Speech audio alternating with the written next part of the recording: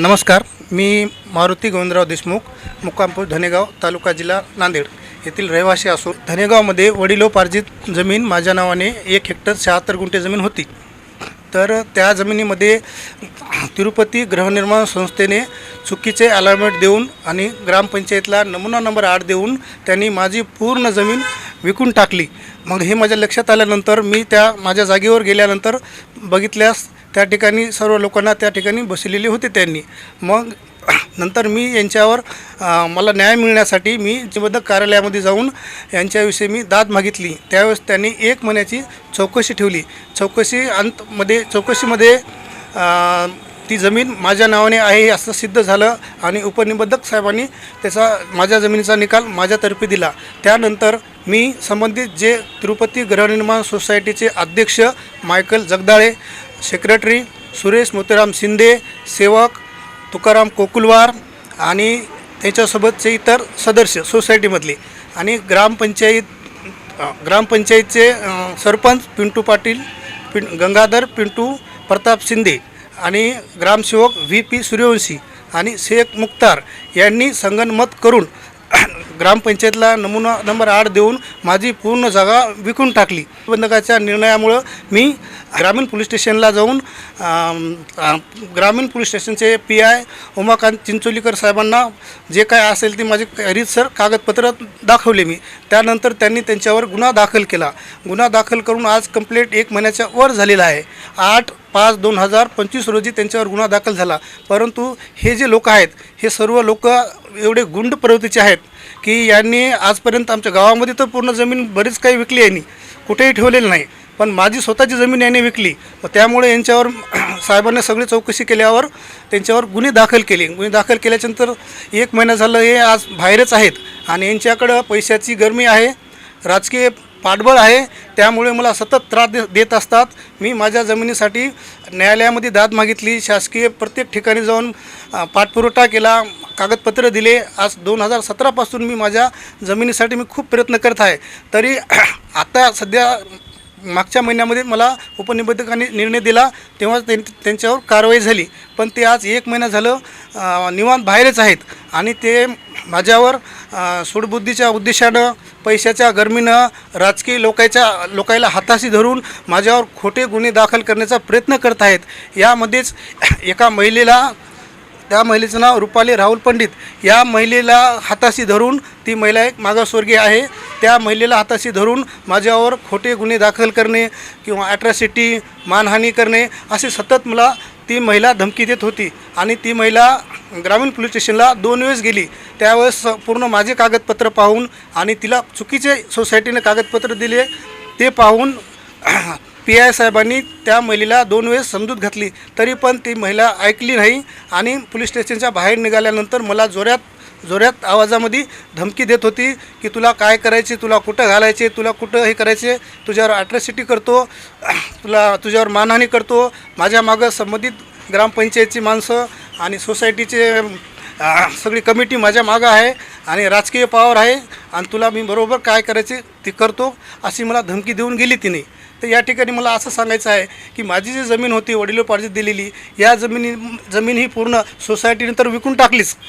चुकीचे अलॉटमेंट दिले, अलॉटमेंट त्याची मान्यता नाही आणि सोसायटीला दर 5 वर्षाला त्याची निवडणूक घ्यावी लागते, त्याची त्यांनी निवडणूक घेतलेली नाही आणि त्यांनी त्यांच्याकडे कुठलीही रजिस्ट्री नसताना, सातबारा नसताना माझी जागा सोसायटीच्या मार्फत बोगसरित्या कागदपत्र तयार करून ग्रामपंचायतला नमुना नंबर 8 देऊन माझी पूर्ण जागा यांनी विकली.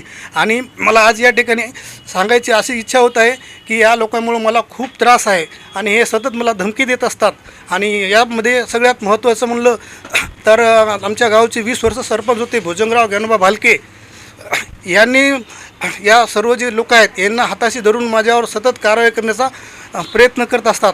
तसेच आमच्या गावचे मनोहर गणेशराव पाटील, माजी जिल्हा परिषद सदस्य, हे नेहमी मला त्रास देत असतात आणि या सर्व गुंड लोकांना सोबत हाताशी धरून माझ्यावर कुठली ना कुठली तरी कारवाई करण्याचा प्रयत्न करत असतात.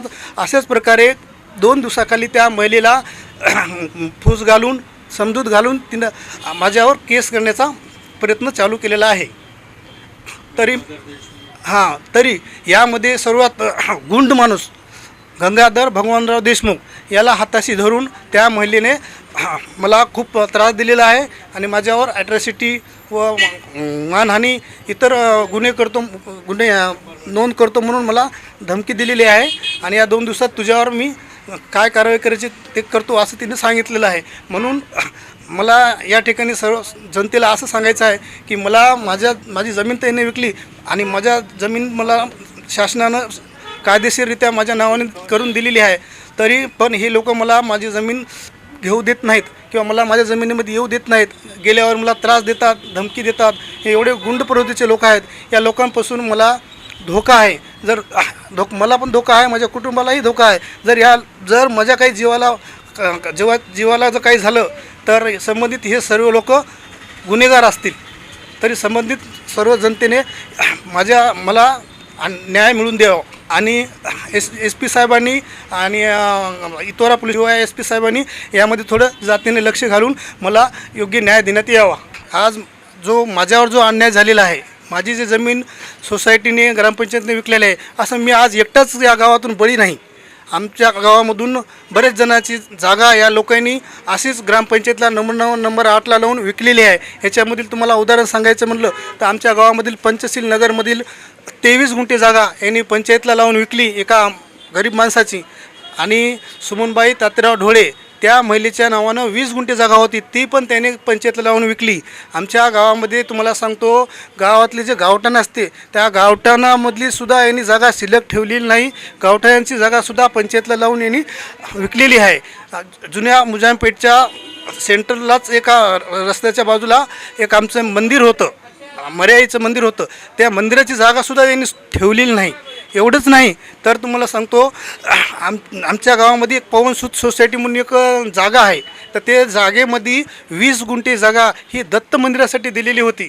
तर ते 20 गुंठे जागेचं पहिलंच लेआउट सँक्शन झालेलं होतं आणि ते पूर्ण जागा प्लॉटिंग करून विकली आणि 20 गुंठे जागा ही ते मंदिराला ठेवलेली होती. तर ते 20 गुंठे जागा ही आमच्या गावातील भुजंगराव ज्ञानोबा भालके यांनी माझ्या वडिलाचा येणे लावून प्रशासकीय लोकाला हाताशी धरून सगळे रीतसर कागदपत्र तयार करून दुय्यम निबंधकाकडून रजिस्ट्र्या करून परस्पर ती जागा विकली.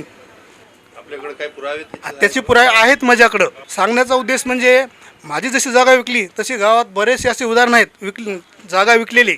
काल परवाचंच उदाहरण सांगतो तुम्हाला. अज्ञान गार्डनमध्ये ओपन फेस जागा सोडली होती, ती जागासुद्धा त्यांनी प्लॉटिंग करून विकली. त्यावेळेस त्या ठिकाणच्या लोकांनी तहसीलमध्ये मोर्चा काढला होता.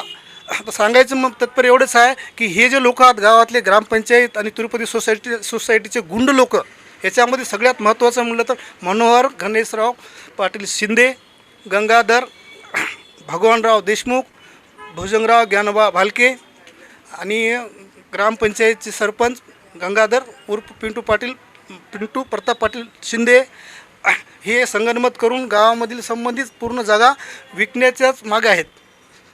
जो माझ्यावर अन्याय झाला तो आज बरेच आमच्या गावामध्ये अन्याय झालेला आहे. प्रशासकीय अधिकाऱ्यांनी याच्याकडे जातीनं लक्ष घालून माझ्यावर जे अन्याय झालेला आहे तो पण थोडा दूर करण्यात यावा.